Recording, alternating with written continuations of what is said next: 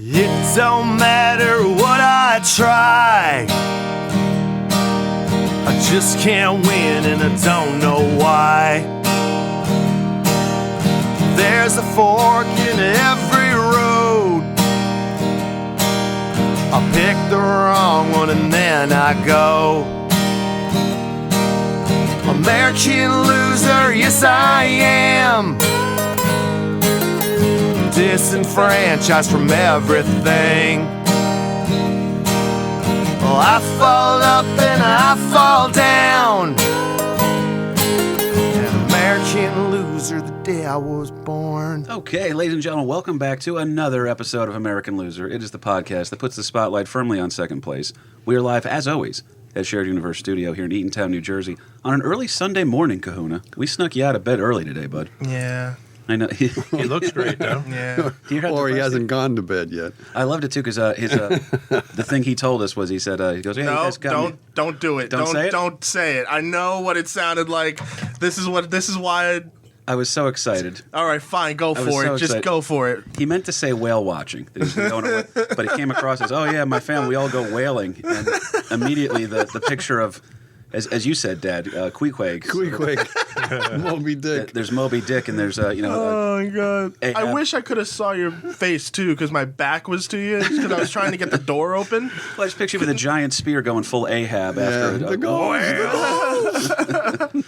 Oh my God! But yeah, We're back here as always in a Shared Universe studio in Eatontown, New Jersey. Mike and Ming take great care of us. They really do. We just celebrated our 1 year anniversary. Congratulations, guys. Thank you, man. What better way to celebrate our 1 year anniversary than first of all, my Dilf of a dad in studio. The show's better when you're here, Dad. I'm glad Well, you're here thank today. you for that. A lot better. We rode down together today. We had some Thank you for Dunkin' that. Donuts. We're good to go, man. We're firing them off today. But joining us again from one of my favorite episodes, the spirit animal of American Loser was, in my head, William Jennings Bryan. So if you haven't checked out that episode, please do. Guy ran for president 3 times. Would have been a killer president, but we just, nah. We're not in it. You blew it, America. Yeah.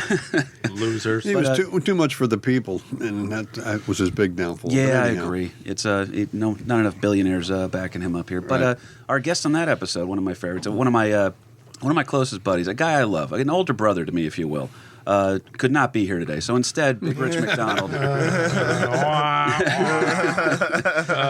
Thank you. I just want to say thank you to KP, Lair, Cahoon.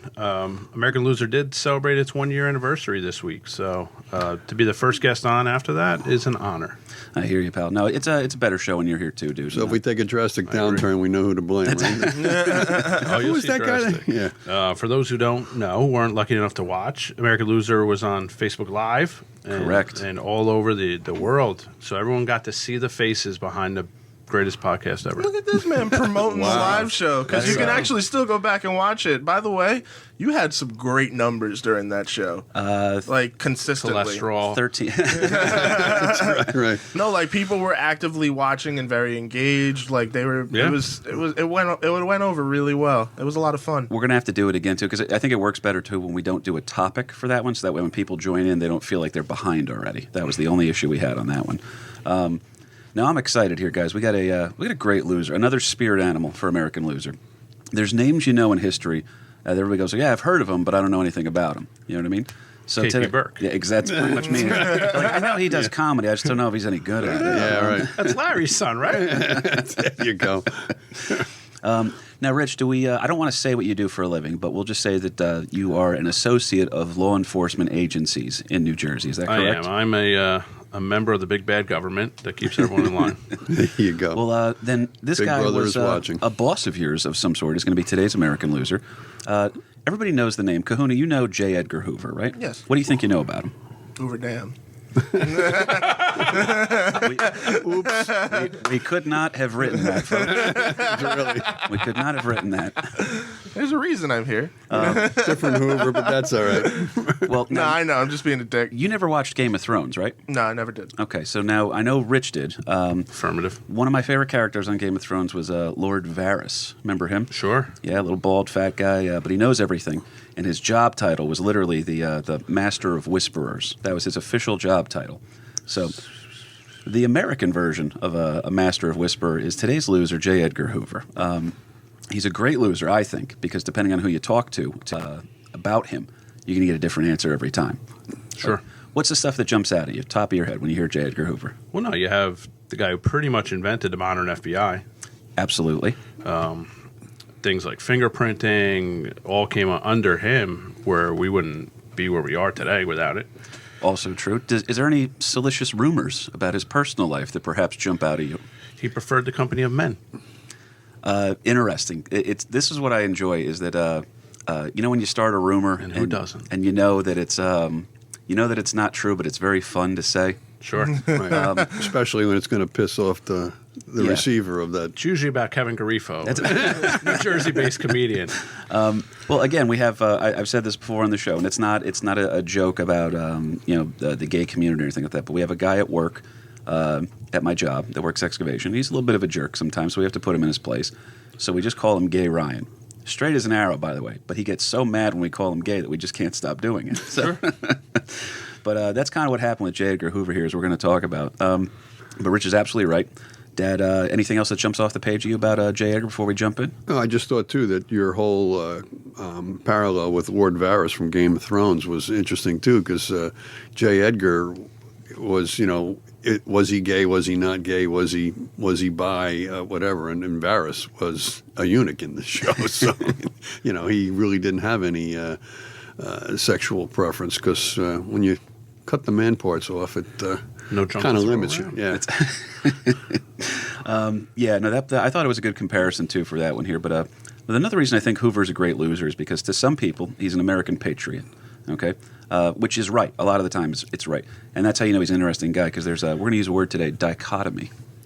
You heard of that? Wow, fancy word. Yeah, it's an interesting juxtaposition, one Brought might to you say. by the letter D. Die cut? Okay. But to some people, he's an American patriot. To others, he was the head of the American Gestapo. All right, and you guys know about Gestapo, right? I believe it's a gelatin served with custard.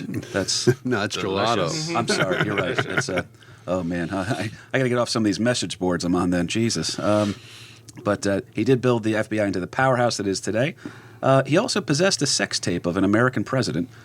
He had confidential files that were destroyed the moment he died, and at certain times he was actually considered to be more powerful than the president of the United States. I love this guy. I'm telling you, he jumps out at you with the more details we go into here. So without further ado, guys, Hoover was born on New Year's Day. All right? That's how you get started. 1895. This is, what's your saying for every New Year's, Rich? What happened? New year, new me? Yeah. New year, new America. Yeah, what happened is usually how I wake up every morning. That's New me. Yeah, where am I? What is your name? Well, he was born. Now, if you're going to be a guy that goes on to become an integral part of the American government, being born in Washington, D.C. is probably a good start.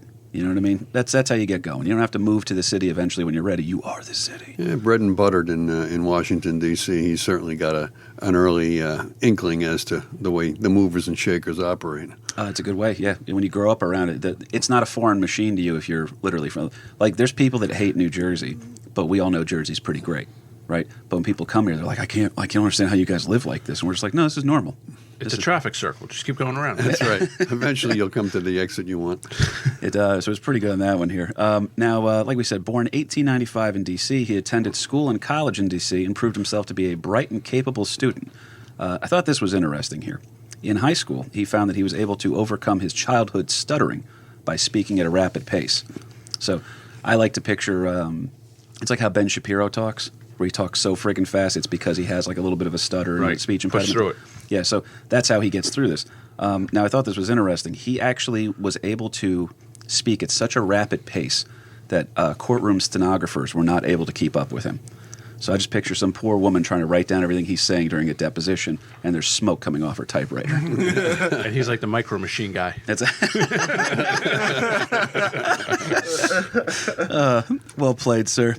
Now, this was interesting, too, because one of the things that he got super into in high school was the debate team. So he was actually the star of the debate team. So to go from a guy who has a speech impediment, is a little bit shy about it sometimes, because that tends to be people don't want to talk when they have an impediment because they don't want to seem foolish. Meanwhile, this guy's super smart, pushes through it, and he becomes the star of the debate team. Now, it was interesting, too, because they also called him in the high school paper. They wrote about him. They the school kind of referred to what he had as a relentless, cool logic. Now, I'm not saying this guy was a contrarian, but he argued for the death penalty. He did not want the death penalty abolished, and against women's right to vote. And he could do so in a manner that people who, they're like, that is a good point. That's interesting here. So you hear an argument on paper, and you're just like, oh, there's no way this is going to... And then when he breaks it down in the way that he kind of explained things to people, all of a sudden they walk out and they're like, you're right. I do deserve the electric chair. It's a gift. It's a gift, right. He's looking forward to the trip. Yeah, he was far from a misogynist, though, by the way. He held women as, sacred. I mean, he was very, very close with his mother. And then also his lifelong secretary, if you will. We're going to get into her here a little bit. Yeah. He referred to her as indispensable. So the most powerful man on earth, and there's only one person that has all the keys to the skeletons in his closet, and it's his assistant, Miss Helen Gandy. So we're going to talk about her later. Do you have an assistant at work, Rich? Kevin Garifo. Hot little Kevin. Not right now. No, I have to rely on interns that come through. Not bad. Well, Kevin Garifo would be on this show. However, the studio is not located in West Orange. He checks in from now and then. He just goes, hey, any chance your studio is relocated to West Orange? No, Kevin, we're still in Eaton. Down the hill, West Orange. Not up the hill. It's way too far. Right. Otherwise, the ankle bracelet goes off. Solid, LP, solid. Interesting guy here, though. His mother, like we said, he's very close with her, and she instills in him this deep sense of morality and discipline. That kind of comes to embody his character the rest of his life. Which, again, is why it's so funny to take a very moral and integrity-driven guy and say that he's, a cross-dresser. Yeah. So, now Hoover got his bachelor's in law from the George Washington University and was hired by the federal government in 1917 in the Department of Justice. What's the hierarchy for law enforcement, Rich? It's municipality. How's that all break? Is it really like in the movies when a detective is about to solve a crime and then the FBI shows up and says you're out, and they just take it? Yeah, you're like, son of a. Yeah, I mean, because it comes basically down to areas that you cover. And a federal agent has jurisdiction over the whole country, and if it falls into a certain crime, like the FBI covers, murders, kidnappings, things like that, any kind of interstate commerce, they can take jurisdiction over a case. Well, now, another one of our early episodes, which if I had known you were such a fan of the case, I would have had you as the guest instead of Joe Fernandez. But Sorry, Joe. The Lindbergh kidnapping. Yeah. The kidnapping was then made a federal crime because of that in order to prosecute it. Because you used to be able to kidnap somebody and then just bounce across state lines. Right. So it's like, yeah, Connecticut's not really they're not hard asses about kidnapping. So we'll kidnap a kid from Jersey and then disappear up into Connecticut. Well, it's the old, if you watch Dukes of Hazzard, where they would literally chase them to the county line, and the Dukes would hit a jump, go over the river, and then the sheriffs would just get out of their car and wave their fists at them. Right. They're not a state line, but a county line. Yeah. If you weren't in County Cobb, I'd get you. Now, we brought Big Rich in, again, one of my best friends here, but as a law enforcement expert. Not true. And unfortunately, his expertise has been brought down to a reference to the Dukes of Hazzard. Listen, I'm trying to make There is nothing the average wrong with person that. understand. It's for the people. And if you've seen Daisy Dukes, Oh, man. There's nothing it's average. the best. I got to say, with Daisy Dukes, the level of comfort that I feel when wearing them and my ability, there's no restriction to my movements, Rich. And if you put things in your pocket, too, you can still fit things. It's I don't need a fanny pack when I wear those. not an entire wallet, but... Now, I thought this was interesting here. 1917, interesting year, LP. What's going on the global scale in 1917? We got people shooting at one another over in Europe. There's something a little riff known as the First World War. A kerfuffle. Skirmish. Yeah, Skirmish. that's right. Right. I mean, they're killing dukes and they're shooting at one another and Just digging a minor trenches disagreement. and, back and forth. But yeah, there's a huge thing, and there's also a little something called the Russian Revolution going on that Correct. is also putting America on high alert. Who won that one? Well, it's weird too because with the communist thing is great because the idea of Marxism had been around for a long time before this, but we got really nervous about communism because the autocracy of the czars, this fabled kind of Cinderella-like kingdom out there, pretty much disappeared overnight when Lenin came in with the boys and they said, "Hey, we're going to redistribute your heads and your arms and your legs and your family." So when you watch an entire kingdom crumble like that, you start paying real close attention to the shit that's going on. Especially at the time, too. I mean, all the crown heads of Europe, and Russia was really like one of the first to fall. The whole First World War started by an Archduke Ferdinand getting assassinated, right? So there was a little riff in the whole Europe hierarchy. Yeah. And we talked about it, too, on the car ride down. When you really break it down, almost this is why America's so fucking cool. We're not related to any of these guys. Literally the heads, the monarchy, if you will, Germany, Russia, and England, they're all cousins. So you ever get in a disagreement with your family, Rich? No, never. When you don't talk to them, there's so little to argue about. Things go smooth. Poor Jimmy. I should get him on the show. He won't know what we're talking about, but he'll be fun as a guest. Oh, it'll be entertaining for the world. But so that whole thing's going on over here. It's wild in 1917. Now, Hoover, he gets what's it called, a deferment, right, for the draft debt? Well, yeah, I mean, Wilson is president, and America finally does come into the First World War. And although he's a government employee, rather than going off to Europe to fight the war, he's going to stay at home and take care of his mother, because his mother is now widowed. So his father he dies, thought he could better serve the country by staying in Washington and taking care of Mom. Can't argue with that. Lives with her, by the way, well into his 40s. So I just want you guys to know, I don't have to move out for another 10 years. All right. That's pretty much. Well, the clock's ticking, dude. But here's where I'll warn you, KP. When a man lives with his mother until he's 40, You get rumors of homosexuality get out there. No, I don't know what you guys are talking about. I just want to have a nice hotel that I can help the guests get into, and then I'll take care of my mother. And Mother says that we should. That's right. And I just sit in my rocking chair and Custom. I'll be right back. You're also the valet. You put the cars right in the swamp. It's perfect. That's it. Oh man, Kevin that's such a Norman great Bates. movie. There's a movie? That's it. So now this was interesting here. During World War I, in his new position in the Department of Justice, our boy J. Edgar was now placed in charge of, this is a great title, by the way, the Alien Enemy Bureau. And this is not, Will Smith and Tommy Lee Jones are not involved, Kahuna, okay? But the Alien Enemy Bureau. And he gets direct authorization from President Woodrow Wilson, who is the governor of what state, Lawrence Patrick? He was a former governor of our own state of New Jersey. We're going to work on something, too, by the way, where I want to have the Sopranos theme song play in the background whenever we do a Jersey tie-in, which that's not our only one for this episode. Now, what happens here that I thought was cool is that this Alien Enemy Bureau, with direct authorization from Woody Wilson, he's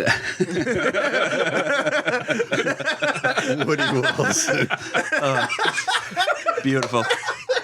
Kahuna's loving it, man. Oh, we brought a cartoon reference in. Yep. Who's got to love it? Dukes of Hazzard, Woody Woodpecker. That was a good one, too. I wasn't ready for it. And it was subtle. That's why I appreciated it. But now our boy Woody, if you will, he goes ahead and this is what he's tasking J. Edgar with. He's allowed to arrest alleged disloyal foreigners without trial. Yeah, well, he's allowed to do that because they passed a little something called the Espionage Act of 1917, correct. and then that was further strengthened with the Sedition Act of 1918. I mean, America is in big fear of this whole Russian Revolution, that the communists are going to come over to America and take that over. You used to be able to be arrested just for being Russian. The common thread on all of this is that we got labor unions that are striking, and now they're kind of being folded in with the whole Red Scare, if you will, at the same time. That if you're labor, it's the industrial workers of the world uniting and taking over and turning our democracy into a communist state. Now, there's a legit Red Scare, but then later on it also gets, they start saying, well, he seems communist. You know what I mean? Where it's like, there used By to be the accent. Yeah. Dirty foreigners. But yeah, and we have a huge foreign influx right now, too, especially... Oh, yeah, we're getting everybody's garbage is getting sent to us. And part of this whole Sedition Act and the Espionage Act, too, is that you weren't allowed to say anything negative about the country. Because if there was people saying that America should not go to war or against the whole draft, well, then you're speaking negatively against the country, and you can be arrested for that. Yeah, even if you were able to just point out something like, hey, Woodrow, didn't you run on a campaign promise to not get involved in foreign affairs? He kept us out of war was his campaign slogan. On Tree jail. That's right. Seditious.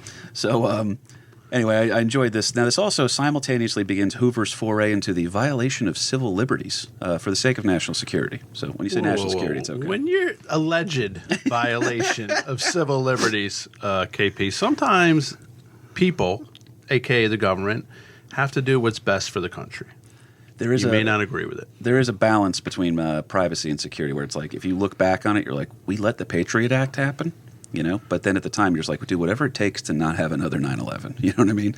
And now, you know, there's a little bit too much. Because as we're going to talk about, J. Edgar he pretty much gets to look at everyone's internet search history. So if J. Edgar Hoover we'll talk about it later because he's got that. I trust him. He's a pretty interesting guy. But this also starts, he's now able to, he's empowered to essentially violate civil liberties in the interest of national security, as you said, Rich. But he's also now directly serving the president. And he's going to serve every president from Woodrow Wilson to Richard Milhouse Nixon. Yeah, it's awesome. Right? And every president was afraid of this guy. Some liked him and were still afraid of him, and then some hated him and were very, very afraid of him. We're going to cover that here in a second. So information is power. Without a doubt. You know it. You got to get the dirt, man, the dirt. So with help from the 1917 Espionage Act, as my father said, Hoover and his division arrest 98 suspicious Germans off a list of 1,400. So the layman's math on that is 1 in 14 Germans got arrested on the list. Yeah, but the way I look at it, 1,300 Germans were cleared and allowed to live here. Do you feel like they were just the hot ones? And we just, because we're we just let them go. But following the war, as we said, LP, the Red Scare is taking hold. What's I know you said there's just two Red Scares. There's actually two Red Scares. Yeah, there's Red Scare 1 and Red Scare 2. Red Fox, Red Buttons. Yeah. The Red Scare 1 follows the First World War. I mean, we've had this whole Russian Revolution going on.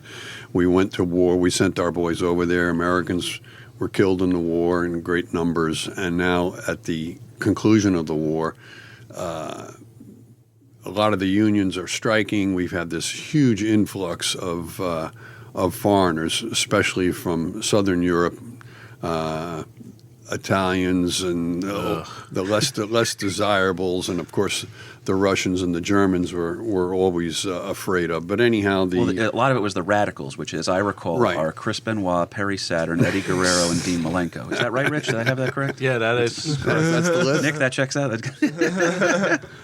Plus, this whole thing worldwide is with the anarchists.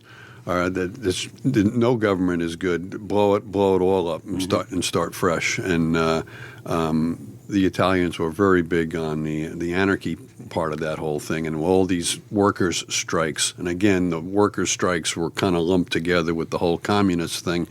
So let's round these guys up and get them the hell out of here. Let's deport these less than desirable foreigners. Now, I thought this was interesting too. Is that a lot of the people who were actually, because we're going to get into in 1919, Attorney General Palmer actually works directly with Hoover, and they conduct what's known as the Palmer raids. You know anything about that, Rich?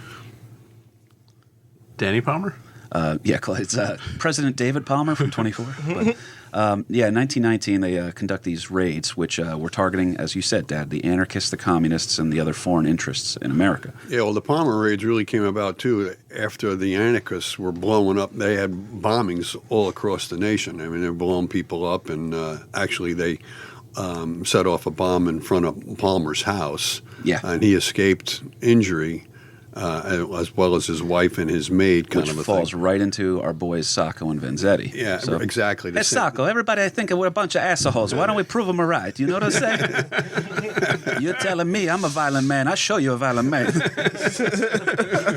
Yeah, when they're blowing up, or they're sending, and then it was discovered there was like 36 letter bombs, if you will, sending out to these wild shit, most notables in America, business heads and government officials and everything else. One of which who narrowly escaped injury was Franklin Delano Roosevelt, who was the acting Secretary of the Navy at the time. So No I mean, shit. there was some big time people that were, hey, we gotta stop this shit. It's true. He was so afraid of bombs that he actually made Eleanor open all his mail after that.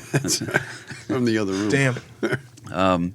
But yeah, these raids for the Palmer raids, very effective, by the way. Tens of thousands of citizens were being investigated with these methods that I guess we would call them moral gray areas, Rich. Is that fair to say? It's great, yeah. You have to look at the results before you judge the actions. That's right. Oh, it's like sabermetrics in baseball, right? Very, very close.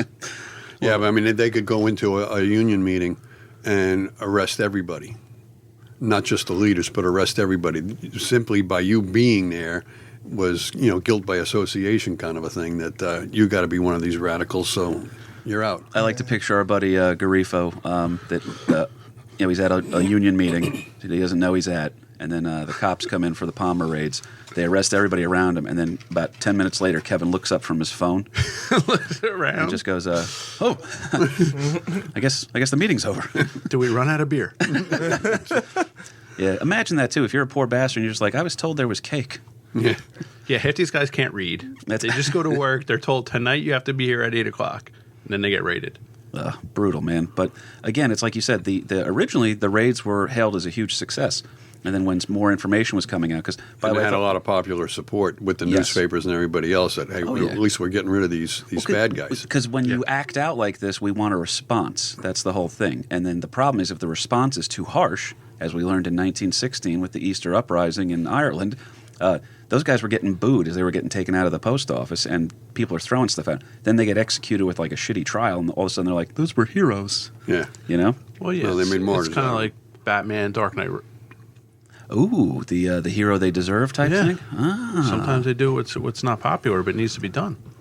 another pop culture reference from law enforcement expert Rich McDonald. So far, it's Dukes of Hazzard, and Batman, Woody Woodpecker. Woody Woodpecker. I bring what I bring to the table here. No, that's why you're... A lot of Warner Brothers stuff too. I'm starting to see something here. That must be his upbringing. Well, now Hoover, I thought this was interesting, by the way.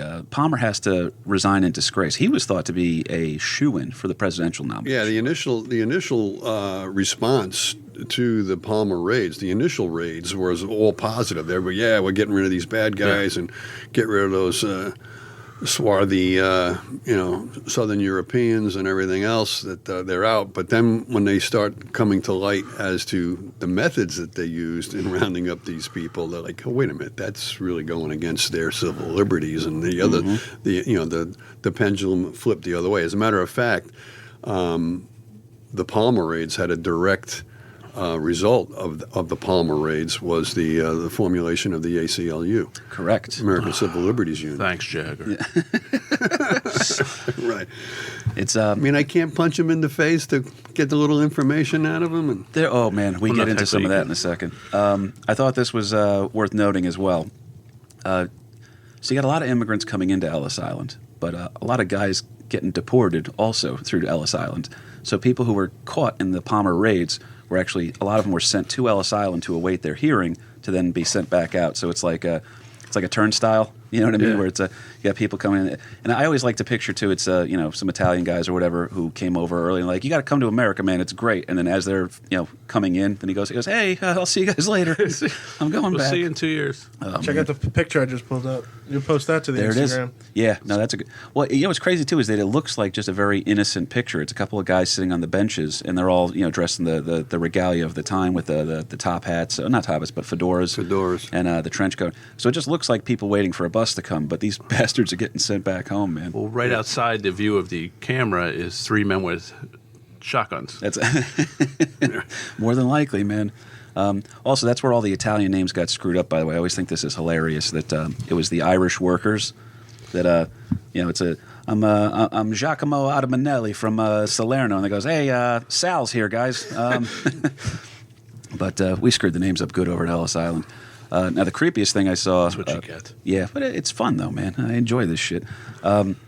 I want to get going here because the later half of Hoover's life is where it gets wild. All right, but before we jump into that, though, I got to bring in another Jersey connection here. Uh-oh. Because, I mean, J. Edgar is an up-and-comer within the department, and he actually cut his teeth. He led the raid on our own Paterson, New Jersey. I picked up a footnote of this. And that was the Valentine's Day raid in 1920, where he got now. Paterson was the silk capital, the silk manufacturing capital of the world. A lot of Southern Europeans, a.k.a. Italians, are in Paterson right now. And there was a huge strike in Paterson, a silk workers' strike. People were killed, the police force was called in, people were shot, and a lot of demonstrations and everything else. Wow, so you tell me back in the day Paterson was not a safe place? It was dangerous. Well, It was dangerous. wow. Not like today. Thank God we've distanced ourselves from those turbulent times. And but he goes in there and breaks up the notorious La Era Nuova, the New Era kind of a thing, which was an Italian group that anarchists and arrested men, spent the night in the Paterson police station, and then they were sent to Ellis Island to be deported on a ship that took them back, along with a lot of the other ones that were rounded up across the country. I just got into this country. I don't know if I'm coming or going. They were going to send some of these, the Russians especially, back to Russia. The only problem was although the World War I armistice has already been signed, Russia and Finland are still at war. Ooh. So now they're sending this American ship full of these Russian deportees back to Russia, but they had to go through Finland, call a truce, march them across the frozen river separating Finland and Russia. There was a lot of international shenanigans going on just to send them back. Reinforcements are coming from America. Right. So, this whole concept of build a wall to keep those dirty immigrants out of our country is nothing new. Well, Hoover is able to avoid being dragged down with Palmer and finds himself promoted to the deputy director of the Bureau of Investigation in 1921. So he doesn't become the FBI until the 30s. The Bureau of Investigation, right. So the Bureau of Investigation. Now, he also refers to it as his bureau at all times. Right. He never really calls it the FBI. But now, with the sudden death of President Warren G. Harding due to a heart attack right around the time of the Teapot Dome scandal, we did an episode on him as well, one of my favorites. Vice President... They call him Cool Cal, Rich. You know who we're talking about? Calvin Johnson, the wide receiver. Megatron? His vice president, Calvin Coolidge, was sworn in as president. Now, Coolidge was prolific. Coolest fucking president ever, by the way. Two quick stories about him. One was he didn't speak much. So at a dinner party at the White House, some beautiful woman comes up and sits next to him and goes, I bet my friends that I could get you to speak more than 3 words today at dinner. And his response was, you lose. How cool is that? I thought you were going to do the story from Goodfellas. You don't say much. What do you want me to say? My wife cheats on me? Oh, you're always talking. But then the other thing I thought was cool is that so he becomes the president after Harding dies, then runs landslide victory for him when he serves his actual full term as president. Now, he's allowed to run again, and he decides not to because they said, well, why don't you want to run again, Cal? And he goes, well, I got everything done I wanted to do. So, pretty cool guy. Nice. He was prolific during his settling of the Boston police strike and was a man of high moral character. Fun fact, Carrie Burke played him in her elementary school presentation on the presidents. Another Jersey connection. There you go. There you go. In the entertainment field. Also true. Now, Coolidge removed the current director of the Bureau at the time, a guy by the name of William Burns. And he had him removed. Burns. Yeah, I thought Montgomery Burns. Let's get rid of bids. But he was the current director of the Bureau, but he was also involved in this Teapot Dome scandal that America's just finding out about. Because when Harding dies, he's the most popular guy ever. If he came back and found out that he's the worst president we've ever had, if you had to pick a time to die when you're popular. You know what I mean? If I ever get popular. Exactly. That's right. I'll keep that in mind. But yeah, due to Teapot Dome now, they go ahead and he has to step down. They get rid of William Burns, and there's only one man for the job. Coolidge reaches out and says, get me Hoover. Hoover would remain the director of the Bureau, which of course later becomes known as the FBI, from 1924 to 1972. He had a pretty good run. 48 years. Now, a misconception, by running the way. the Bureau. A misconception, too, by the way, is that he was the first director. He was not. He was the fifth. So, but he immediately, this is why he's associated, like Rich was saying, too, completely modernized the FBI, immediately begins reshaping the image of the Bureau. And he creates a brand that his men would come to be known by. What do you know about branding, Rich? Like American Loser's got a brand. And now we're talking. It's, long hair, It's tight T-shirts, the brand of what we are. it's not a tight T-shirt. It's actually a loose-fitting T-shirt that my body makes tight. But he's got a brand now he's going to create here, which becomes the government man. Yeah. So in a time of flashy bank robbers and all that other stuff, he wants to have men who are beyond reproach. So he's creating this whole image of these guys that become known as the government men or the G-men. And they're the stalwart gentlemen, if you will. It's slicked back hair, clean shaven. Again, another thing they tried to say about Hoover was that, well, that's how he liked his men. He didn't like beards, anything like that. But what he really liked, he liked professional guys. And he used to fire, even if you were a decent officer, if you looked like, quote, a dumb truck driver, Hoover would fire you. So Sorry, KP. yeah. So He Eli had a few Manning was not beards loved. over his lifetime, no? That was so good. It deserves more. I hope the listeners appreciate that. Yeah, because he was gay. Well, To he- further drive home we're that also in fact, he fucking didn't he also he fired all female agents and banned them from hiring them. Correct. But he's so pro women. What happened? well, it's weird. He's again, he just didn't think that they were cut out to be the field agents. Women were allowed to work in the office, but in kind of administrative roles. Clerical, janitorial, supportive, that's the areas they excel at. It was like where you staff. put them. It was like Yes. Mad Men. You know what I mean? Um, But Coffee doesn't make itself, people. yeah, well, it And was, we're also in the era too of the Roaring '20s, so his G-men have to look professional and straight laced and everything else, and not running around with Elliot a bunch of flappers and Elliot. And I mean all the mobsters, all the gangsters due to prohibition. so But that's the image. Now, the cool thing too is that there's almost a secret agent vibe to the G-men because I think we all have a fascination with that. But it's the idea that these guys now have the slick back hair. They wear their pretty plain suits. They're not flashy, but they're stylish. They also have at their disposal some of the best weapons training and hand-to-hand combat training around. So these guys are kicking ass. They're not to be fucked with, these G-men. So, and he has to do this in order to create this G-man look is to, counter, if you will, the very flashy bank robbers. Like, it's back in the day that all the bank robbers had nicknames? Yeah. Do you think they gave themselves their own nicknames, though? I don't know. I always want, because there's names out here. Some of the names that the FBI gets involved with are Babyface Nelson, Machine Gun Kelly, not the anorexic rapper, the actual Machine Gun Kelly, Babyface. the original. and Pretty Boy Floyd. That's another one too. He gets involved here. Now, as Kahuna did allude to, they do fire all the female agents and bar them from future hirings. Although, again, it's ironic because the most important person at the bureau was Helen Gandy. So, who's at his side his personal secretary for nearly 40 years. By Yeah. the way, a good, strong working relationship. And although Hoover never married, he was a bachelor his entire life.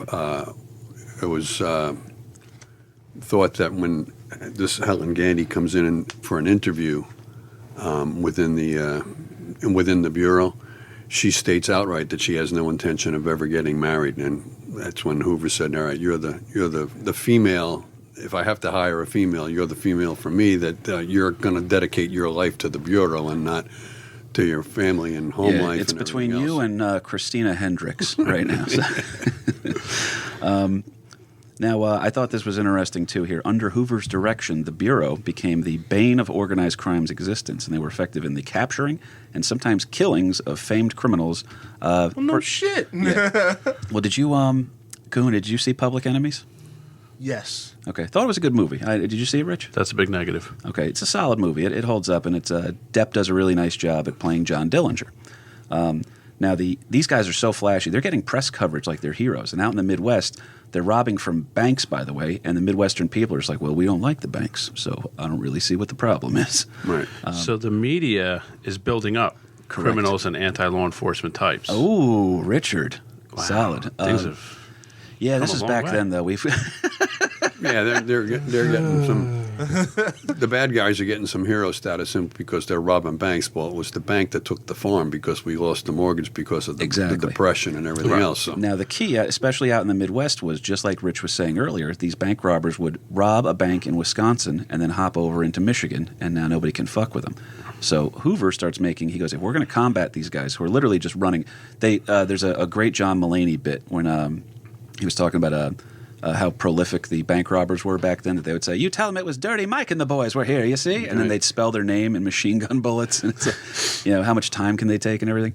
But so Hoover, in order to counter this, starts pressing that kidnapping, bank robbing, all this other shit is going to be now federal crimes because now he can bring the Bureau in and they're going to fuck shit up. So, I thought this was interesting too. The Bureau's most effective man. You want to talk about a badass dude with a horrible name, Melvin Purvis. Yeah, Melvin Purvis. It sounds like a mouth breather. My friends call me Psycho. Call me Melvin, I'll kill you. That's right. That's right. Any of you homos call me Melvin, I'll kill you. Calm down, Melvin. Nobody calls me Mad Dog. Now Melvin Purvis here is without a doubt the most effective man in all of the FBI. He is actually the one who shot and killed Pretty Boy Floyd. He also killed the most wanted man in America, John Dillinger, in a gunfight. The Dillinger killing made Purvis a national celebrity, and it is legitimately thought that due to the fawning press coverage that Purvis was receiving, that a very jealous J. Edgar Hoover had him removed from his position, demoted, and reassigned to a meaningless post out in South Carolina. So, little fun fact too. Very spiteful. Yeah, the infamous top 10 list, the FBI's top 10 most wanted or whatever, it used to be for every city that you would have your top 10. And they said that this was a total save face move because in Chicago, you got 2,000 criminals, but only the top 10 are going to. So now they start ranking themselves like, hey, I'm number 8. What are you going to do? But meanwhile, meanwhile, they also have to have a top 10 in Kansas City, and there's maybe 8 criminals. So then there's 2 guys where it's like, oh, and Jaywalking John. Jaywalking John. Fantastic. So Purvis gets the boot, if you will, because he's stealing a little bit of the thunder from J. Edgar. So little passive aggressive move here. But regardless, Hoover's bureau is now a massive success. The bank robbers who had constantly crossed state lines are now finding their crimes answerable to this federal force, and the FBI becomes the most feared, admired, and advanced crime-fighting force in the world. It officially received its modern name, the Federal Bureau of Investigation, in 1935. So, question for you, Rich. You were talking about fingerprints earlier. What Sure. the how are we solving crimes before fingerprints? You'd have to beat a witness to give you some information. Well, they do that too. They're pretty good. One of the rumors I heard was that Purvis, when he was investigating somebody, the guy lost 30 pounds during the interview session. Yeah, you're gonna have to go to real old school stuff, which is where law enforcement had to go dirty to get answers. There's a lot of information on the end of a billy stick. Yeah, you get the truth out of people. But also, there had to be a lot more relying on the community at that point. Because you got to remember, besides these bank robbers going city to city or state to state, most crimes are committed by people who live in the neighborhood because who has cars, who can travel. So, it was definitely a lot more of a community-based law enforcement. Which, again, a weird thing, too. There's a great line in the Boondock Saints that when the cops show up to the murder scene out in the alley, that they're like, this is an Irish neighborhood. We're lucky we got a phone call at all. But now after squashing all these gangsters and the prolific bank robbers, Hoover, this is weird. Nobody really understands why this happened. He inexplicably constantly denies the existence of the American mafia. Okay? It is surmised that... It's a social club. It's an honor society. It is surmised that due to Hoover's loose friendships with Meyer Lansky and Frank Costello, 2 pretty prolific mob bosses, that he allowed them to operate with impunity. Now, I thought this was interesting here, is that, just my idea on it, is during this time period, Hoover's obsessed with communists. Who is more capitalist than the American mafia? right. You don't have to worry about those guys. They love America. They're making money hand over fist. They're providing the vices we all have a good time with. It's you don't really have to worry about them. Especially, here's the whole thing with the mafia, is when they killed somebody, it was just business, all right? And they're not doing the big St. Valentine's Day massacres anymore. It's not the Bugs Moran versus Al Capone time period. The New York Mafia, most of the East Coast guys, quiet. We don't want a lot of attention, all right? Now, they were pretty much able to work almost out in broad daylight because of Hoover. He just never really put everything on. And they said that one of the things that there's the accusation that perhaps Lansky and Costello had photos of J. Edgar Hoover cross-dressing or in the company of other men. It means having sex. That was thought to be blackmail against him, that's why he didn't go after him. But really what they're saying is more so is that they had a lot of friends in common, and Costello and Lansky would give Hoover his biggest vice, by the way. Not, and we should also be forthright with this. All the serious biographers say that he probably wasn't gay, and they also all dispel the rumor of the cross-dressing thing. But like we said, almost like the man who shot Liberty Valance, you got to print the legend. You know what I mean? So it's funnier to do it this way and play him up as a cross-dressing, closeted homo. But plus, I mean, Hoover had both friends and enemies. So I mean, tons, if you're yeah. right, So. Some people are hailing him as the greatest patriot America has ever known. Others are saying that he was the most, vile and evil guy getting all this information and underhanded methods and everything else that you're going to try to tear down that positive image. So that's how they tried to counter him. But his one vice that he had that even he himself admitted to was horse Chocolate racing. cookies. Absolutely. He was obsessed with horse racing, and he would bet publicly. He would bet $2 and just say, well, responsible gambling is like this. He'd take a picture of himself holding a $2 bet slip. But Lansky and Costello would tell him which races were fixed, and he would dump thousands of it. I mean, he dumped a shitload of money. On side bets by having agents that actually place Which in is the where bet. the slur term $2 bill came from. No shit. No, I didn't mean it. I thought That's pretty good, though. Write that down, No guys. way. Put that on Wikipedia before it changes. You're $1 away from a Limp Bizkit album. But now, Bureau money also. This is kind of interesting too. Is that the Bureau money also seemed to foot the bill for several renovations on Hoover's own house. Other possible motives, like we said, for the lackadaisical crackdown was he didn't really fear the mafia. Now, there's a thing that goes on called the Appalachian Meeting. LP, know anything about that? No, you're taking it. All right, fantastic. The Appalachian Meeting proved to smear some egg on Hoover's face. Rich, local cops noticed that in this quiet town in upstate New York, that all these Cadillacs and Lincolns, really nice cars, are all parked here in the woods. And the little trooper's just kind of going by, and he notices this, starts writing down the license plates of all these vehicles, and then they're checking the license plates. And for some reason, over 100 of the top mobsters in the United States are all meeting at one guy's house. I think the guy's name was Joe the Barber, I think they called him. But over 100, they're literally having their convention. It's almost like, Right. hey, it's great to see everybody here again. Welcome to GangsterCon. 1920. That's great. They're all cosplaying each other and shit like that. It gets real ridiculous. I picture They have John Dillinger doing a panel. Yeah, slick back hair is out. We're going with Jerry curls now. We're here to talk about medical insurance for our field. But they're having this meeting, and the local cops wind up raiding the house, and they capture. I think they wind up arresting 60 of them. But once they realize they're being surrounded, the mobsters all start running into the woods, and then the smart ones are the ones who stayed in the house. But I'm sorry, but they're just idiots. In this one case, like, how are you going to have GangsterCon and in the middle of being hunted by the FBI? Come on. Well, that's the thing. The FBI was so they weren't really doing anything to them, so they had no fear. So now local cops are the ones. So it's embarrassing for the FBI that they're the top cops of the nation, but this meeting's going on, and they have no info on it. Yeah, the whatsoever. FBI has no idea what's going on. Come on. Well, because of this, Hoover fears he's going to lose his job, begins cracking down on the mob with more attention, but still never really puts the full force of the FBI into it. Now, during and prior to World War II, again, we have some issues here. FDR permits the FBI to begin what is known as a responsible wiretapping. When you put the word responsible in front of something that's already bad, we tend to think that it dulls the point of it. But if I say I went on a responsible binge drinking session, You've said that to me many times, KP. This weekend was responsible, from what I remember. that just means I'm not From what I driving. remember. Yeah, I had responsible anonymous sex. There's some weird shit going on with this movie, but they call it responsible wiretapping of suspected fascists and communists.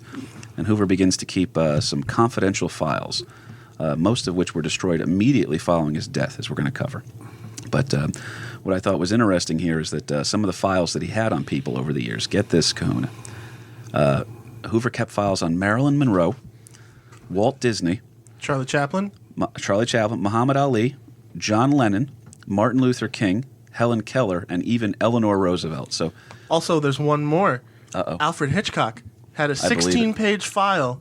Because you made the Psycho reference earlier, it turns out J. Edgar Hoover tried to get an episode of Alfred Hitchcock's Presents altered because they portrayed one of the bad guys as an ex-FBI agent, No and he was shit. not having it. So they tried to change the episode, and Hitchcock got so fed up with the micromanaging that he just put the episode out with no changes. And I'm trying to find out what happened after that, but I think he got in a little bit of trouble with... Unrelated, Hitchcock eventually died. That's and here we are. This was a good moment for me, actually, because Kahuna now, the student, has become the teacher, Larry. Wow. See, with the vim and vigor that he jumped into. That was Man, that no, was but like, cool. because I knew he had association with a lot of Hollywood people too. Like, Definitely. and he had like odd hatred for a lot of these people too. Well, one of the long-term romantic partners that he had that was a woman that helps to dispel the gay rumor was actually he was banging Ginger Rogers' mother for the longest time, who was a good-looking woman. We'll put it that way. There's another actress too that he was also seen routine. They thought he was going to get married to her. That was going to be finally the woman that reels him in. But so FDR, I thought it was interesting that FDR allows you to spy on suspected people, and one of the first people he goes after is his own fucking wife. Yeah, he kept book on a lot of people. And I mean, that's just the tip of the iceberg of who he was Here is the best story. allegedly. Here's the best keeping story tabs about on. this one.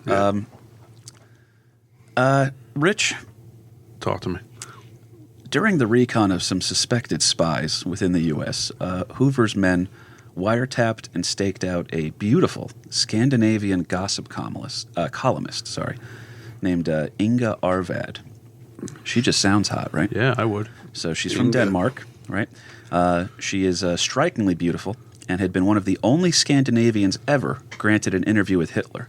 Okay? I am from Sweden. That's right. You like my Inga. meatballs? Well, she was strikingly beautiful to the point where Hitler. Now, Hitler's. Google her, guys. yeah. It's worth it. You Yeah, weren't kidding. she's a good-looking woman. Now, here's where it gets crazy. She actually gets called in the interview by Hitler. He goes, "You are the perfect Nordic beauty," and Hitler's kind of enamored with her a little bit. He says that to everybody. He gets That's his go-to pickup line. get this from the fawning coverage she gives him, because the meeting she went to a couple of Nazi weddings, like the higher up Nazi weddings, and now she wasn't a member of the party. Don't get me wrong, but she was kind of stained by that for the rest of her life here. But in 1936, she was also Hitler's guest at the Summer Olympics. Which was like the Nazi Party's big grand unveiling of We're going to have a party, you understand? Hugo Boss made us these uniforms. They're beautiful. We're going to have a good time. And now's the time on strong Sprockets Nazi where we beauty. dance. So I thought this was cool, though. Because of her affiliation with Goebbels and Hitler, in one of the articles, she actually wrote fawning coverage over Hitler. She said, "You immediately are drawn into him. He has kind eyes," right? All this good shit about Hitler. You feel bad for him. He seems lonely. So now there's the potential. There's the potential, by the Still way. a budding artist. It was. I just want to paint. Do you understand? This government thing got in the way. The way to pay the bills. But anyway, what I thought was great about this whole story is you can't prove it, but there's a possibility that she might have fucked Hitler. Okay? Why not? Now she comes back to America, and she's working as a gossip columnist, and she strikes up. She's being followed by the FBI. She's a feared German spy. That's what Hoover's looking into. So he's got men tracking her. So they wiretap a room, a hotel room she's in, and she's having a weekend rendezvous with a... That was responsible wiretapping. though. Responsible, exactly. Hoover just has an upskirt webcam. But what I thought was great about this story is that, unbeknownst to him at the time, they actually have audio recordings of her having sex with a young naval officer, an ensign, who they were just having a steamy affair, if you will. And an interesting guy here. They kept this audio tape of this sex tape, if you will, and they didn't really think much of it because Inga proved to not be a spy. And then Hoover made it his ringtone on his cell phone. He might as well have because Hi. it's a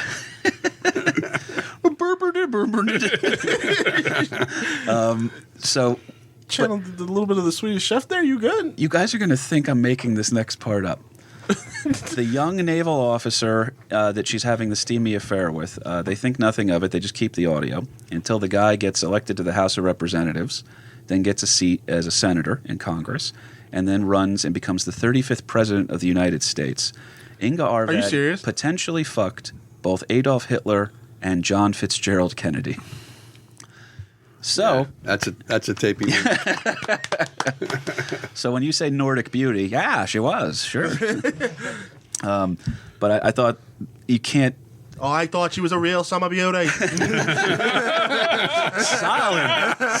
kahuna. You don't know. You signed yourself up for some early mornings now. That we're getting you sharp here today, bud. But We went imagine from that. whale hunting to that. I mean, that was.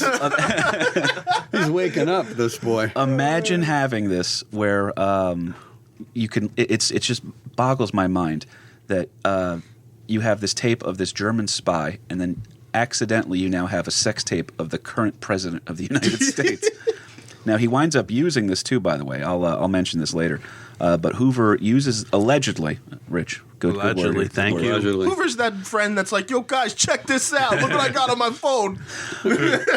Well, imagine now he has a sex tape of JFK, and he uses it to blackmail JFK into not firing him and using it to help expand the powers of the FBI. Get the hell out For of the here. benefit of our country. Well, You're welcome. In Hoover's America. defense, he was concerned about the Kennedys because these guys were playboys. They were fucking everything that moved when they walked in. Yeah, that's a You know, horrible way to live. You got Jackie O, gorgeous woman, right? But JFK, they said he had a crazy sex drive because he was pretty much on meth. He had a back injury in World War II that they also said had some sort of effect on his libido or whatever. He was a good-looking guy too, man. He could, you're also the most powerful man in the world. Yeah. So he's banging Marilyn Monroe. Who else? There was a litany of guests that he had. But other presidents Hoover served include Harry Truman, who chose not to act on Hoover's plan to suspend habeas corpus to suspected traitors during the Korean War. All right. How do you think you could tell? Can you tell Koreans in a crowd? Do you think you can tell who's Korean in America? You can't tell if they're northern or southern, though. That's right. That's the tough part. That's the hard part. You really got to start talking to them to Where really get along that the part out. DMZ are you really from? Exactly. So They say they don't know what the full internet is. Then you have some questions. Yeah. half the battle. So our other guest is here, of course. So what I'm going to do is, LP, I'm going to throw to you for 1 second here. What do you, this second Red Scare, what's the difference between the first and the second on that one?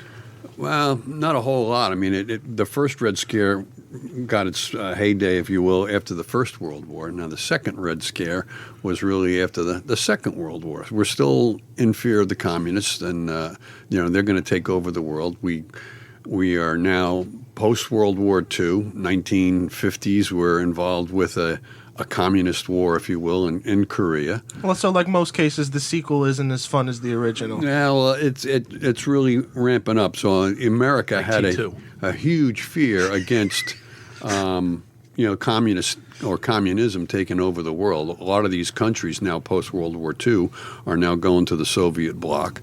It's at the height of the Cold War that we're living in fear of the Soviets dropping nuclear weapons on us. Well, we're very afraid of the Communist Party USA, too, that's what Hoover's putting all of his attention on. So the mob's fine, but Communist Party USA has to get beat up here a little bit. Yeah, well, at least, as you said before, the mob is at least capitalist. Correct. Not the dirty Reds. Well, they're capitalists, and their crimes are located centrally. They're not looking to take over the country. They're just, extorting everyone in their neighborhood. It's just a completely Isn't that different great about game. the Italians, too, is that they're anarchists? Like, we want no government, but La Cosa Nostra must be in charge. Yeah, I mean, in 1947, the Soviets set off their own nuclear bombs, so they have nuclear weapons or capabilities. And That's a great fear. growing up as a kid of the 50s, when you got people up the street that are putting in bomb shelters, in their backyard for fear of the Russians are going to drop the big one on us. It's not easy. And when you're in school and you're going through civil defense drills, Right. where it was, if the air raid siren goes off, all the kids get under your desk and put your head between your knees or go out into the hallway, and because they're going to drop the big one on us. That's, by the way, how afraid of Reagan the Russians were, because the Soviet Union collapsed because they were spending big projects on these bunkers, because they were just like, Reagan's going to do this. It's going to happen. Now, you guys had safe spaces. Yeah. Just upon your Right. scrolls. Yeah, we still have safe spaces. It's very similar. I hate to do this. My other guest is actually here downstairs, can't get into the building. Nick, could I ask you just to let him in? Big, tall, dumb-looking guy. His name's Scott Brennan. Tell me, go get coffee or something or grab a slice of... He can come up. I just can't have him talking. If not, the other room is open too. Thank you very much, Nick. So sorry about that, guys. Back to our boy J. Edgar Hoover here. One thing I thought was interesting is he felt that Charlie Chaplin was pushing communist I was propaganda. just literally about to ask you, because isn't this what gets him kicked out of America? It's a very weird story because The great dictator, right? Yeah, I mean, the Yeah. second Red Scare, I mean, again, this is nationwide, and Congress is forming all kinds of committees to search out these communist influences within government, within the military, and everything else. There's Senator Joe McCarthy, who is now investigating all kinds of people, and I think it was Truman who mandated that all government employees have an oath of allegiance, if you will, to the United States. Hollywood is just, supposedly filled with pinkos, with communists that are going to what drama club undermine. isn't, though? Right. Let's So wait, be honest. Hollywood is filled with anti-government types? Yeah, right. Wow. Imagine that, right? Now, what I I'm thought so was glad great, we got past all of that. Right? what I thought was great is that with Chaplin, though, how is a silent film star going to be? Like I pictured, it's just Chaplin's doing the Charleston, but he's got a hammer and a sickle in each hand. That's how he's spreading his communist shit. Just to keep this moving here, because we got to get. I know we got to get out of here, but Hoover also I thought this was great. He tailed Martin Luther King, and he's the one who actually has all the images and the dirt on him for Martin Luther King's like wild sex life that he had. Mm-hmm. So that's pretty wild. He often exaggerated the details of this, though. Now here's where I add him to Varys too, is that there's almost a little Tyrion Lannister to Hoover. Depending on who he was talking to, he would, if he wanted to make someone mad at someone else, he would spread a rumor. So he spread a rumor to Jackie Onassis, or at the time Jackie Kennedy, that he spread a rumor to her and to RFK, Robert. After JFK was killed, he goes, oh yeah, Martin Luther King had some choice words, said he deserved to get killed, and he can't believe it didn't happen sooner. And then that kind of put the Kennedy. Now what's crazy, though, is that Martin Luther King, he was nervous, Hoover was more nervous about the Black Panther Party. But with Martin Luther King, with that whole crew down in Selma, the reason that they didn't like the FBI is because they thought they didn't have enough black agents. They actually wanted to be more peaceful with this. Hoover wasn't having it. So he actually supposedly sent a blackmail letter extorting, if you will, Martin Luther King, encouraging him to kill himself before these tapes come to light. So he had some serious dirt on MLK. Wow. And to Hoover's mindset, too, anytime you had any type of demonstration, whether it's a civil rights demonstration, whether it's a workers' strike or anything, it all had pinko communist kind of overtones that if you're having a demonstration against the government for civil rights or whatever, that you need to be watched, and let's gather in some Absolutely. dirt on this guy that we can keep him in control. Now, another thing, too, just to hit here, is that being a moral figure this is the coolest story about him. It's hard to top the JFK one, but this is how good this was. So whenever he went to a congressional hearing or had a meeting of some sort, Hoover would walk in. This is the greatest fuck you move ever. Everybody was so afraid of him because he had dirt on everybody. So Hoover would sit down, make his request for more funding or an expansion of power for the FBI or whatever he needed to do. And during these meetings, he would just reach into his pocket, take out a little black leather book, and put it out on the table in front of him. And every senator's like, what's in the book? What does he know? What does he know? Like, he's pretty much, he would come up to me and he'd be like, so, KP, I was wondering if you could help me out with moving next week. I know you have a pickup truck, and, I'm not saying anything, but let's just say you're going to do it for free, or everyone's going to know that you like busty Latinas 7. And you just have to help the guy move.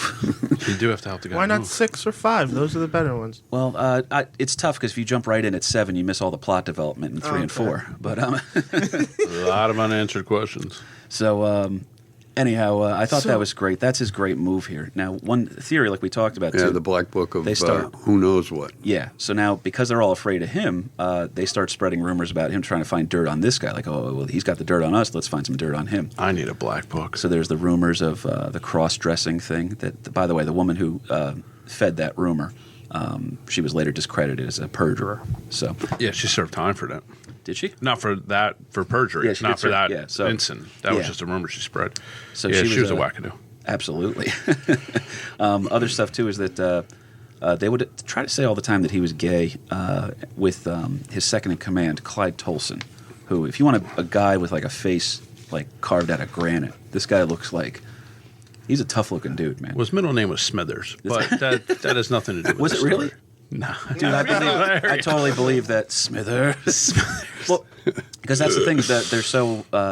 The genius of The Simpsons is that Milhouse is named after Richard Nixon. Right. Yeah, absolutely. But anyway, the officials were all afraid of him. And now these rumors were coming out here that he was gay with Clyde Tolson. Really, they were more so brothers. They would have dinner together all the time. They were always kind of their love. Did you let the listeners know who Clyde Tolson is? His second in command for Okay, the all FBI. right, Yeah. okay, all right. Who literally the two of them were gay, but for the FBI. You know what I mean? That's what they want. Right. They were straight guys who were gay for the FBI. But it was really cool on this stuff. Now, again, none of these rumors ever got substantiated that he dressed in drag or that he would be holding hands with Clyde Tolson. Or, again, really what a lot of the biographers say is that it's more likely that he just was an asexual type person, that he didn't have any sexual desire or anything like that. So there was nothing to play on. So it's terrifying when this guy has all the dirt on you and there's no dirt on him. So you have to make shit up to try to even the scales. Because of his confiscation of pornography, it is also alleged that J. Edgar Hoover had the world's largest pornography collection. Yeah. Any agent that came in with any kind of pornography in a case had to forward it up to Hoover. Which I'm like, all right. So either he loved it or hated it. Yeah, it's one of those things where, by the way, we found this out, there is a Marilyn Monroe sex tape out there, but it is purchased by some billionaire for like $150 million. He bought it, and it'll never see the light of day. It's to protect her legacy or something like that. Yeah. I want to watch that and listen to Candle in the Wind at the same time. Just putting it out there. Oh, Elton. How dare you talk about my woman like that? That was not cool. I can't. There's a.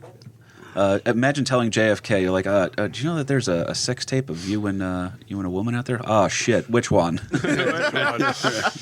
From 20 years ago. Now, again, spreading rumors like this is helping to hurt Hoover's reputation. This is their kind of way of pushing back here. One such celebrity was author Truman Capote, okay? And he was a deep enemy of Hoover's. He hated him. And he admitted, by the way, that he didn't care to prove the rumors right, which is funny because he was a true crime novelist, at times, I should say. He wrote In Cold Blood. But he didn't care or do the detective work whether or not he needed to prove the rumors right, only that he knew that they made Hoover angry. Because Hoover would hunt down anybody who called him gay. He goes, Yeah, got the reaction. So, again, all this has been widely debunked by his biographers, who point to the several female relationships he had. They dismissed the gay relationship with Tolson as rumor mill shit. And then the cross-dressing rumor is pretty funny, let's be honest. There's that great... We're not so far out there. Yeah. There's a great joke in Naked Gun 33 and a Third that when Frank Drebin has to retire from the police squad, they put his gun and his handcuffs and his tie up there on the wall, and then as they're walking away, you see the other law enforcement where it's Wyatt Earp's cowboy hat and his guns, and then they go over to J. Edgar Hoover and it's a pair of fishnets. So, in finality here, Hoover was attempted to be ousted by Truman, JFK, LBJ, and finally by Richard Nixon. Nixon was actually a friend of Hoover's, but he was still afraid of him. And he was hyper paranoid to begin with. He actually bugged the entire White House. There's the Nixon tapes are pretty wild shit was going on in there. But he was very paranoid, and much like his predecessors, realized that you do want to fire Hoover to get him out of here, but your fear of reprisal against him is wild. It's like you guys can't fire Garifo because you know he's going to come in with a gun. No, because and he's got information on me. Let's call that like it is. You think JFK is bad? There's information out there I do not want shared. I didn't even think of it. I have dirt on you. You have more dirt on me, though. That's let's just say one day I was having a really good time at Rich's house. And I woke up on the couch and didn't know where I was, and I walked over to what I thought was the bathroom and puked. It was actually his bar. I puked all over his bar. And I cleaned everything up. I was so embarrassed, and in my haste, I think I forgot a piece. And I think the dog found it a couple days later. There was a section. There was a section. I'm the worst. Why are you friends with me? I don't know. It's just to get exposed to these popular podcasts, I guess. That's the thing. It's the media exposure I'm getting from today. Let me tell you, your star is on the rise, Richard Q. Now, Nixon backs down from firing him in 1972, and get this. I guess this is irony. Instead, he fires Bill Sullivan, who was an ambitious Hoover underling that was after Hoover's job. Nixon kind of played like, I'll do you a favor. I'll get rid of this Sullivan guy that's trying to take your job here. And instead, they hire, to replace Sullivan, they hire a guy by the name of Mark Felt. Do you know anything about Mark Felt, Kahuna? No. Name doesn't even ring. Do you know anything about Mark Felt, Richard? Negative. Well, Mark Felt is his real name, but he's more famously known later as Deep Throat. Oh, I thought you said Dirk Diggler. That would have been so awesome. Deep Throat, yes. So that is the guy who literally ended Nixon's career via the Watergate scandal. So that was that whole crazy. So it's ironic that as a favor to try to preserve his presidency, he winds up hiring the guy who essentially takes him down. Nixon's his decision to get rid of Hoover, it weighed on him heavily, but then the problem kind of solved itself. Hoover dies May 2nd, 1972. Nixon immediately, it's so fucking funny. Yeah. I was watching this documentary. They're literally showing Nixon speaking at his funeral, but they're also saying, like, what a moral man he was, and J. Edgar Hoover represented the best of America, and we've lost a true hero today.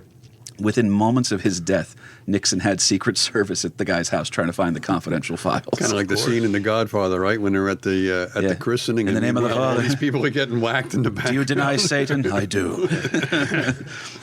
But, they're going nuts, man. And this is how uber loyal Mrs. Helen Gandy was. She's absolutely right when she said that she didn't want to... Mrs. Miss Helen Gandy. Correct. Yeah. Correct. You're right on that one. This chick, Helen... And he would never call her Helen. He was always referred Miss to Gandy. her as Miss Gandy. Yes. And she was so dedicated to her job and dedicated to Hoover that she burned all the files, destroyed almost everything. We will never know. All right. Well, his secret files. Mm-hmm. Yeah. What's the line? It was 3 can keep a secret if 2 are dead. That's right. Well, that one worked out here pretty good. So Gandy goes, she follows her long-standing orders, destroys the files. Nixon never gets a hold of it. And it's weird, though, because Hoover's reputation remains a conflicted one. He was incredibly effective in his duties with the FBI. Now the FBI, as we all know, is just, they went from chasing down bank robbers to making sure we didn't make duplicate VHSs of the Scooby-Doo mysteries. But the man who built the FBI from nothing to become the top law enforcement agency in the world leaves behind a legacy of secrecy. His power as director was so feared that upon his death, Congress reined in the limit of the powers of future directors. You know you fucked up when they have to put a term limit on you afterwards. When the next guy comes in, we're like, we don't want you to be him. Yes, right. It's like when you guys hired Garifo, you were just like, listen, you can have 3 beers during work, but no more. Do you understand? No more. There's rules here. That's right. We have Every limits. rule is a result of someone's actions. By the way, one of my favorite gigs I won't say which concert hall I work in South Jersey. I work doing roadie work every now and then. But one of the funniest arguments I've ever heard is one of the guys walks into the roadie room and he goes, "Guys, I told you can't smoke pot in the roadie room. Go outside." Rules for a reason. So they put this, and that's a true thing, by the way, too. There's now a 10-year limit on being the director, and we seem to be going through directors a lot lately. Poor Comey. 10-week I thought it was an interesting... for the next 6 years, it will be. I thought it was an interesting side note, too, with Miss Gandy, that Tolson, his number one assistant and his personal secretary, had longstanding orders to burn all of his quote-unquote personal letters, which Yes. was all the dirt that he had on vast amounts of people. I mean, when Nixon sent in his people to gather up all of this information, they couldn't find anything within Hoover's office because all of his personal letters were filed in Miss Gandy's office. No shit. And then never had opportunity to confiscate all of that. And Tolson was made the immediate temporary director of the FBI, and they wouldn't let anybody else into her offices for another week until she had time to go through it all, bring it back to the House, and destroy all of those records. So I mean, they had. There's a term, by the way, called Kahuna. Are you familiar with this term, porn buddies? All right, it's what it is that if your porn buddy is your friend that you trust with, that when you die, they rush to your house, delete your browser history, and then get rid of all your porn.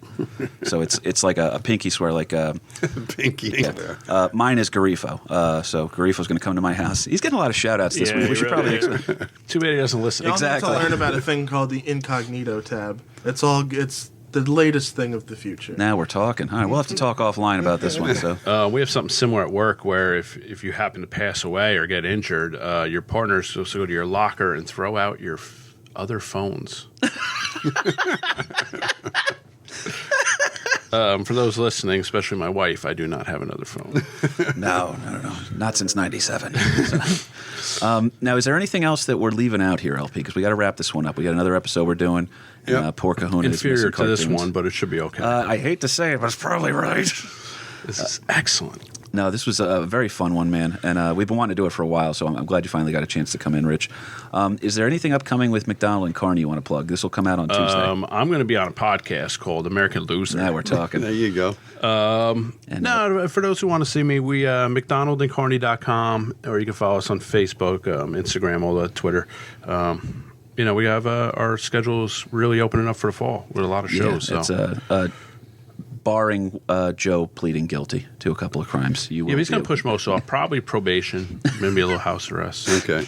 But this was an awesome topic. I'm glad you guys had me because there's so many similarities between J. Edgar Hoover and K. Patrick Burke that I would be calling you K. Patrick Burke for the rest. K. Patrick Burke? The years of living We'll with drop the home with first your name. mother, That's right. The rumors of your homosexuality, just the insane passion you have for your field. Well, it's kind of like my version, like my second in command, if you will.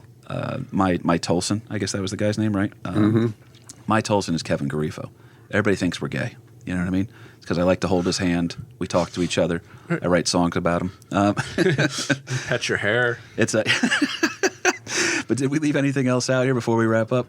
No, I think you can wrap this one up.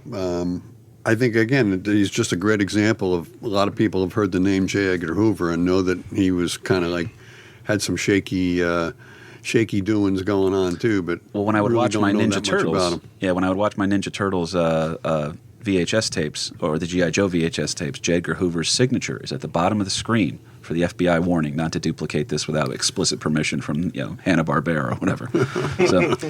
So we've all known him our whole lives, but that's the thing, man. But hopefully, those who listen who really haven't done their homework on him realize he made a lot of sacrifices for their safety and to make this country better.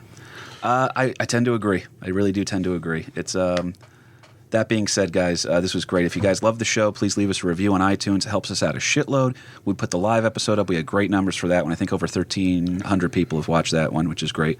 And we're approaching, I want to say we're approaching our 20,000 listener mark.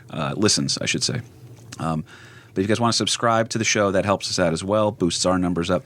I want to keep doing the show for free, guys. It costs me money. All I'm asking for is a goddamn review. Can you help me out, please?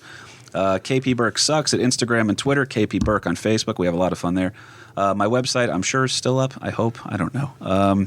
But we're adding stuff for American Loser on that one. Just check out the show. Tell a friend about it, guys. Confront your racist uncle. Tell them all about it. LP, thank you for making me love history. Big Rich, thank you for your time today, dude. Nick, thanks for chilling in the back over here, buddy. Glad to have you.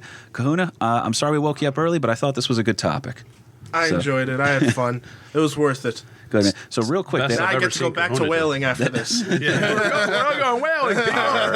our new segment we're going to debut right now, just to wrap up, is there already was a movie. There's a couple movies made about J. Edgar. The most recent one is starring Leonardo DiCaprio. But for our new segment here, Kahuna's casting couch. Kahuna, who would you have play? Here's a good one. Who would you have play J. Edgar Hoover and Tolson, his second in command? All right. For the role of J. Edgar Hoover, I picked Dave Chappelle. And then for his second in command, I'm thinking Chris Rock. I thought you should just have Ashy Larry as the second in command. I don't know, man. There's actually the perfect casting choice was in J. Edgar. Yeah, with DiCaprio rules. By the way, Clint Eastwood movie. It's excellent. So I mean, He wrote, directed, produced, and scored that movie. Yeah, he was involved with that. But Guy's got to but get yeah, some hobbies. but I don't know. I think that was already perfect casting choice. I'm gonna be a little more prepared for the next one. But I was going Next through one's it. gonna be good. I was going through it, and I was like, who the fuck could play this guy? But like, I can't help but think in the parody sense. So that's why I was like Dave Chappelle. I'm wiretapping you, bitch. But guys, again, we love doing this show. So if you're listening, I love you guys. It means a lot to us. My name was KP Burke, and that was J. Edgar Hoover, American Loser. An American loser the day I was born. An American loser the day I was born. An American loser the day I was born.